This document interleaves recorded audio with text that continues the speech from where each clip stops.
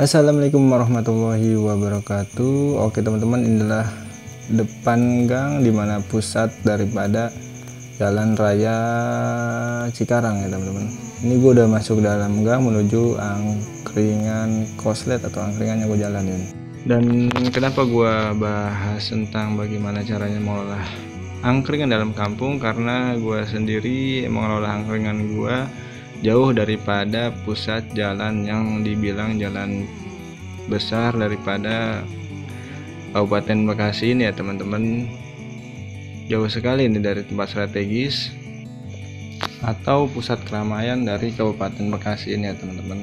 Jadi beginilah teman-teman, ini di kampung ya, udah masuk ke jalan kampung. Jadi di sini kalau mobil dua lewat harus saling mengalah supaya bisa lewat ya teman-teman. Ini sekarang gue sedang menuju angkringan Koslet teman-teman yang gue kelola selama ini.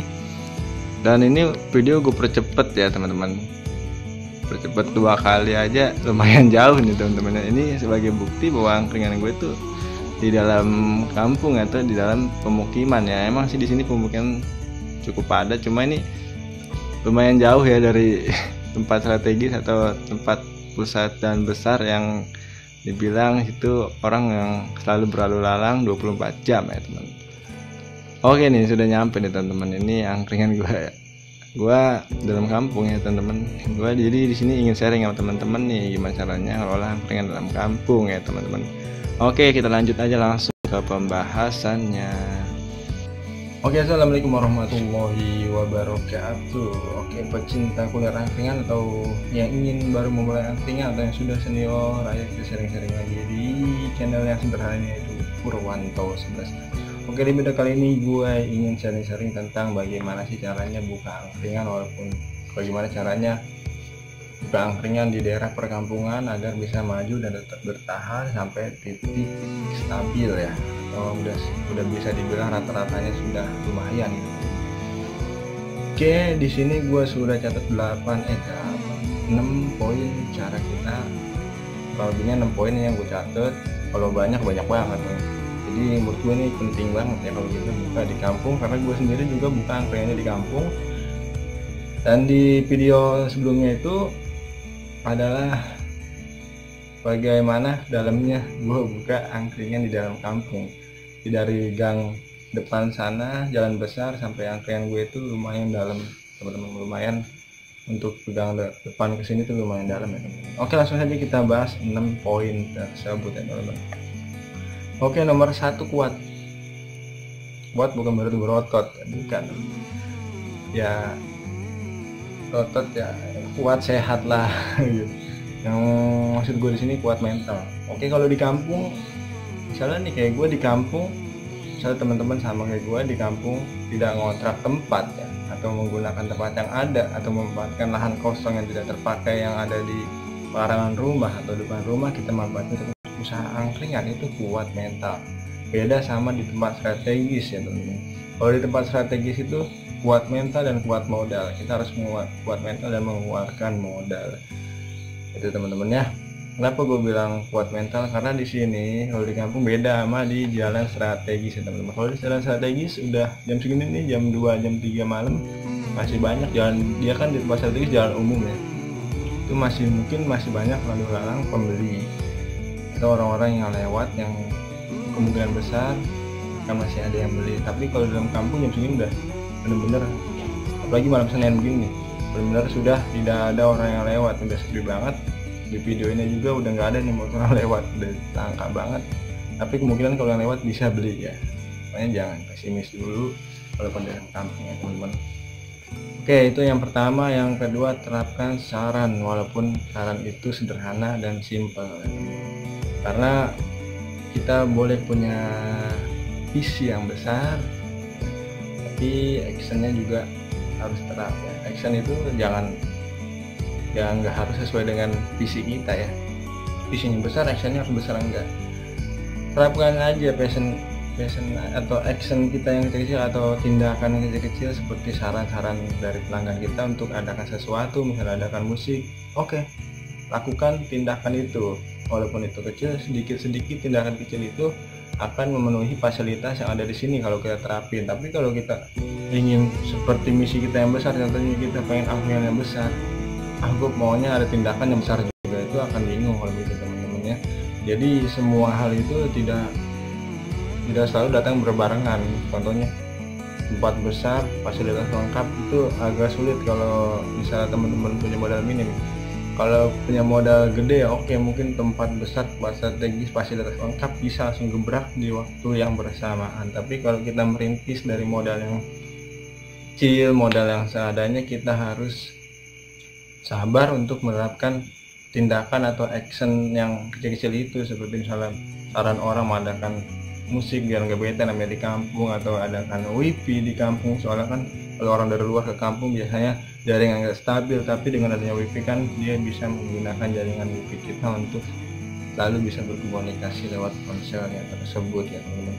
Oke, itu nomor 2. Nomor 3, harga jangan samakan dengan tempat yang strategis ya teman-teman.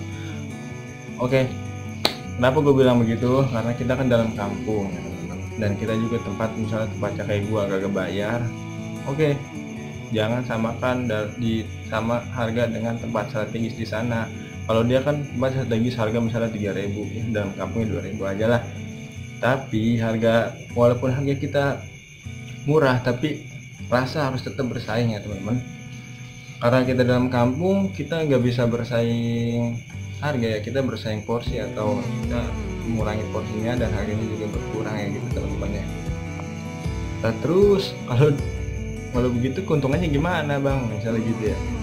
Ya kita kan di sini nilai keuntungan kita di sini tuh kan nggak kayak gue nih, nggak nyewa tempat ya kan. Jadi walaupun harga murah, keuntungan nggak mikirin nyewa tempat lagi ya teman-teman. Kalau dia kan harga mahal, mungkin dia udah perhitungkan dengan sewa tempatnya atau yang lain-lain sebagainya, atau nggak tahu kan jatah apa di sana ya teman-teman. Jadi gitu, makanya kita jangan bersaing harga dengan tempat strategis kalau kita ada di dalam.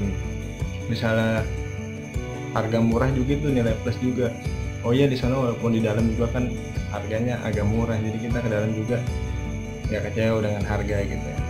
Emang harga itu agak sensitif teman-teman. Kalau misalnya kita harga mahal, kadang orang di sana angkringannya harganya segini, belum ngerasain kadang udah mundur. Tapi kalau misalnya harganya murah, kadang dia maju soal rasa nomor 2 terkadang gitu kan.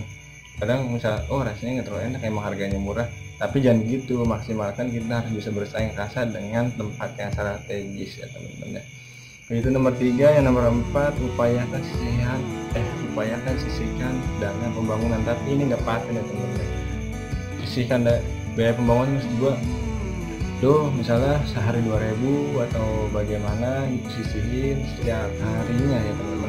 Kalau bisa lebih bagus, misalnya contoh kecilnya misalnya sehari 2.000 untuk biaya pembangunan, ntar bokeh 1 tahun yang akan datang atau 6 bulan yang akan datang. Tapi apabila seperti yang bilang tadi, ini nggak paten, tapi apabila kita kurang modal, ada sesuatu yang harus kita tambahkan atau requestan menu atau requestan apa, oke, boleh kita ambil, itu nggak paten-paten banget di tahun pertama, itu bisa kita andalkan juga untuk yang lain. Tapi kalau misalnya usahanya alhamdulillah lancar, nggak usah ambil itu, upayakan itu tetap buat biaya pembangunan ya teman-teman. Oke, yang kelima, jadikan tempat yang asik dan tidak membosankan. Tempat yang asik dan tidak membosankan ya teman-teman. Bagaimana kita membuat tempat yang asik dan tidak membosankan? Nah, itulah kita harus yang tadi di poin keberapa ya? Poin kedua, terapkan saran walaupun kecil. Selagi itu bermanfaat atau positif ya teman-teman. Jadikan tempat asik. Bagaimana caranya jadikan tempat asik? Yaitu kita harus, pertama kita harus menerapkan saran dari pelanggan-pelanggan kita. Yang kedua, kita harus ngulik dari pelanggan-pelanggan kita, bang gimana ya ini sarannya gimana bang, kira-kira biar agak lebih tidak membosankan, atau kira-kira adakan apa. Kalau misalnya lu punya ide-ide sendiri, misalnya ide-ide sendiri, nah boleh tuh lu terapin ide lu untuk sekiranya ini bagus nih, oh ini nyaman nih, enak nih kayaknya begini. Buat orang lebih langganan gua yang sudah setia ke sini, itu akan lebih setia lagi untuk datang ke tempat usaha kita ya teman-teman. Dan disinilah fungsi daripada upayakan sistem yang uang pembangunan gitu. Jadi diterapinya ke poin kelima, itu biaya pembangunan kalau misalnya sekiranya sudah cukup untuk membuat tempat kita lebih nyaman atau lebih luas atau lebih rapi, ya itulah waktunya dana pembangunan kita tebok untuk untuk belanja barang-barang yang kita butuhkan dan menjadikan tempat usaha kita tuh lebih nyaman ya teman-teman. Dan yang keenam nih, selalu konsisten dari segi menu, selalu inovasi, dan juga kita harus konsisten juga merawat tempat usaha kita ya teman-teman. Karena kalau misalnya kita nggak bosen nih, udah ini gini aja lah menu, ya itu kadang membuat pelanggan tetap kita juga bosen, terus jadinya cuma minum doang gara-gara menunya itu juga ya teman-teman. Dan kita juga harus konsisten juga tuh untuk dana pembangunan atau perawatan tempat kita agar selalu nyaman dan menyediakan view atau penglihatan pandangan yang indah itu akan selalu berbeda. Apabila tidak berbeda, rawat, jangan sampai kelihatan udah rusak, udah kumuh itu tetap kita pasang. Misalnya kayak bunga atau bunganya udah mati nih, itu harus kita ganti. Kalau nggak mau ganti ya rawat bunganya supaya bunganya selalu terlihat segar, selalu terlihat enak lah dipandangnya teman-teman ya. Oke teman-teman, jadi begitu ya teman-teman. Kalau kita mau buka di kampung itu kita harus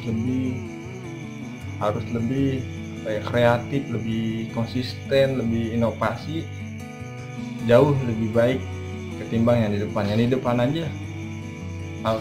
di depan aja begitu, apalagi kita yang di kampung harus 2 kali lebih semangat, 2 kali lebih konsisten, 2 kali lebih inovasi, 2 kali lebih merawat daripada usaha kita ya teman-teman. Jangan udah di dalam males-malesan, nggak inovasi, nggak konsisten, soal waktu atau soal tempat juga nggak terawat, nggak bikin nyaman, ya kita bakalan sepi. Udah dalam kampung begitu ya sepi ya teman-teman ya. Oke, kurang lebihnya segitu. Apabila ada yang kurang tolong dimaafkan.